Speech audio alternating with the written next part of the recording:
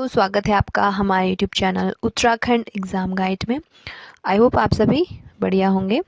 तो आप सभी को पता ही होगा कि पशुधन प्रसार अधिकारी के फॉर्म निकले हुए हैं। तो अगर आपको इसकी तैयारी करनी है तो यहाँ पर जो है पार्ट ए और पार्ट बी को कवर अप किया जाएगा। तो पार्ट ए क्या है, सभी के लिए कंपलसरी है, ठीक है। और पार्ट बी और सी आपके ऑप्शनल है। तो पार्ट बी जिनको चूज़ करना होगा तो यहाँ पर जो है पार्ट ए और पार्ट बी को यहाँ पर वीडियो आपको मिल जाएंगी। तो यहाँ पे सिलेबस में देखें, और अगर आपको जो वीडियो में जो कंटेंट है उनकी पीडीएफ चाहिए तो आप उत्तराखंड एग्ज़ाम गाइड चैनल से टेलीग्राम चैनल से जुड़ सकते हैं। वहाँ पे आपको इनकी पीडीएफ भी मिल जाएगी। और पार्ट ए में देखें तो हम सबसे पहले कवर अप करेंगे सेल बायो वाले पार्ट को।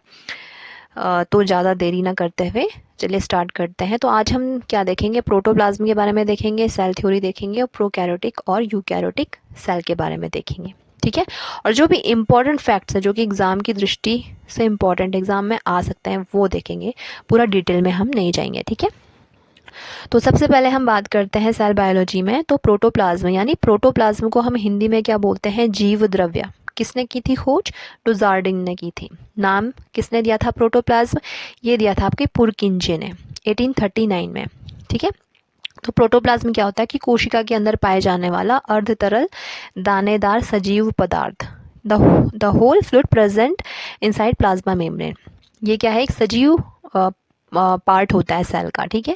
किससे मिलकर बना होता है, वाटर से, आयन से, सॉल्ट से और ऑर्गेनिक मॉलिक्यूल से मिलकर बना होता है, ठीक है। तो प्रोटोप्लाज्म को अगर हम देखें तो जो साइटोप्लाज्म और न्यूक्लियोप्लाज्म होता है उन दोनों को ही हम प्रोटोप्लाज्म कहते हैं। तो इनमें कंफ्यूजन होता है, ठीक है। तो सबसे पहले हम देख लेते हैं ये सेल है, ठीक है, जो यहाँ पे बनाया गया है सेल है। सेल की जो कवरिंग होती है उसको बोलते हैं कोशिका झिल्ली, जिससे वो घिरा हुआ रहता है उसको कोशिका झिल्ली बोलते हैं, ठीक है। और बीच में क्या प्रेजेंट होता है, केंद्रक, जिसको कि न्यूक्लियस बोलते हैं। तो न्यूक्लियस और जो सेल होता है उसके बीच में जो द्रव पाया जाता है, ठीक है, उसको हम बोलते हैं साइटोप्लाज्म, ठीक है।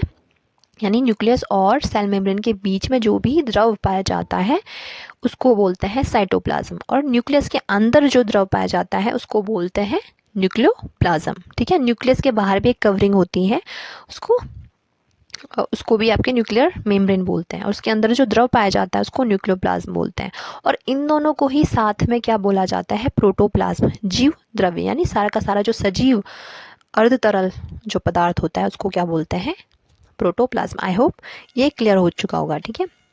वो अभी हम देखते हैं कोशिका सिद्धांत के बारे में, सेल थ्योरी। तो सेल थ्योरी जानने से पहले कोशिका को जान लेते हैं। कोशिका क्या होती है, तो जीवों की जो आधारभूत संरचनात्मक एवं क्रियात्मक इकाई को क्या कहते हैं, सेल कहते हैं, कोशिका कहते हैं। जो बेसिक यूनिट होती है जिससे आपके पूरे ऑर्गेनिज्म, पूरे जीव का निर्माण हुआ है, तो उसकी जो इकाई होती है उसको क्या बोलते हैं, सेल बोलते हैं। तो cell is the basic structural and the functional unit of living.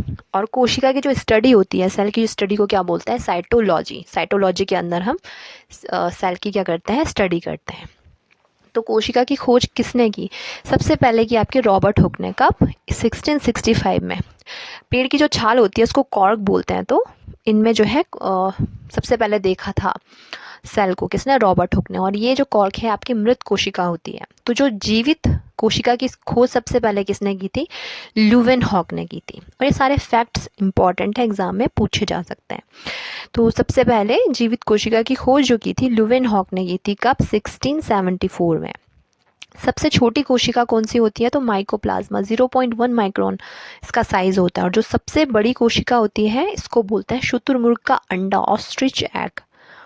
ये होता है 170 mm का, ठीक है। अब मानव शरीर में देखें तो जो सबसे लंबी कोशिका होती है उसको बोलते हैं न्यूरॉन। तो ये सारी चीज़ें आपको ध्यान में रखनी है। अब जब हमने सेल के बारे में देखा, अब हम देखेंगे आपके सेल थ्योरी के बारे में। सबसे पहले जो सेल थ्योरी दी थी 1838 में स्लाइडन ने दी थी, फिर 1839 में स्वान ने दी। तो स्लाइडन और स्वान ने जो है आपके सेल थ्योरी दी थी, कब, 1838 और 1839 में। तो कोशिका सिद्धांत की मुख्य बातें क्या थी, सबसे पहले तो जो प्रत्येक जीव का शरीर होता है वो एक या फिर अनेक कोशिकाओं का मिलकर बना होता है। एक कोशिकाओं का भी मिलकर बना हो सकता है जो कि आपके बहुत प्रिमिटिव होगा, बेसिक होगा, ठीक है, और अनेक कोशिकाओं का मिलकर भी बना होता है, यानी all organism are composed of cell. तो सारा जो जीव बनकर मिलकर बना होगा वो सेल से ही मिलकर बना होगा। नेक्स्ट है आपके जो प्रत्येक जीव की उत्पत्ति होती है वो एक कोशिका से होती है, यानी पूरा जो जीव बना होगा उसकी बेसिक यूनिट क्या है, कोशिका, यानी पूरे जीव की जो उत्पत्ति हुई है एक कोशिका से हुई है। Body of every organism is made up of cell. Next है आपके प्रत्येक कोशिका एक स्वाधीन इकाई है और सभी कोशिकाएं मिलकर काम करती है। तो सारी की सारी कोशिकाएं क्या करती हैं, आपस में कोऑर्डिनेट होकर के काम करती है, मिलकर काम करती है। नेक्स्ट है each cell arises from pre existing cell, यानी जो प्रत्येक कोशिका होती है वो जो पहले से मौजूद कोशिकाएं हैं उनसे उनका क्या होता है, निर्माण होता है। जो कोशिका ऑलरेडी मौजूद है उनसे क्या बनेगी, नई कोशिकाएं बनेंगी।